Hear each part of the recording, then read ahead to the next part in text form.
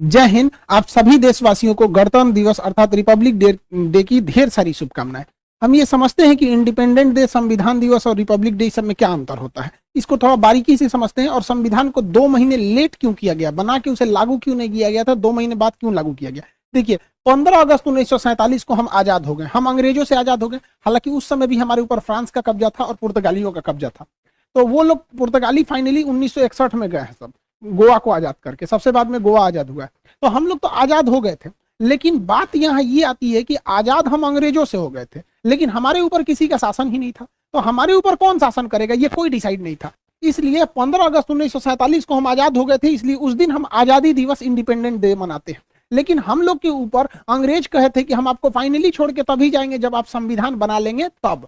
तो हम लोग संविधान 1946 से 1949 के बीच में बनाए, जो फाइनली बन के तैयार हुआ 26 नवंबर 1949 को। इसलिए 26 नवंबर 1949 को हम कहते हैं संविधान दिवस। तो आजाद हो गए, संविधान हो गया यहाँ पे। लेकिन जब तक ये संविधान लागू नहीं हो जाता, हम कैसे कहेंगे हमारे ऊपर किसका शासन चल रहा है। रियलिटी में देखिएगा हमारे ऊपर किसका शासन है, संविधान का।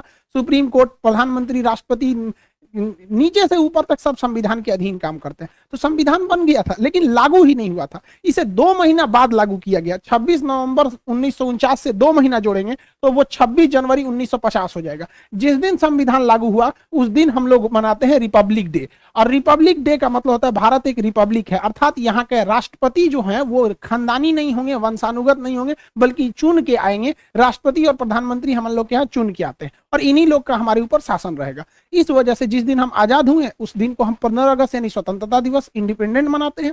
संविधान जिस दिन बनकर तैयार हुआ था कि उसको मनाते हैं 26 नवंबर को संविधान दिवस। लेकिन जिस समय हमारे ऊपर उस संविधान को लागू कर दिया गया, हम लोगों को संविधान के अधीन किया गया, उस दिन को हम मनाते हैं 26 जनवरी के रूप में, रिपब्लिक डे के दिन। यह हम टोटल मैटर ये समझिए कि इसे 2 महीना लेट क्यों किया गया था, ये समझना है। तो अब हम इतिहास में चलते हैं, क्यों इतना लेट हुआ था। एक्चुअली जब द्वितीय विश्व युद्ध चल रहा था तो उस समय इंग्लैंड को बहुत ज्यादा क्षति हुई थी। जर्मनी ने धो दिया था, लंदन पर 15 दिन 15 रात बिना रुके बम गिराया था।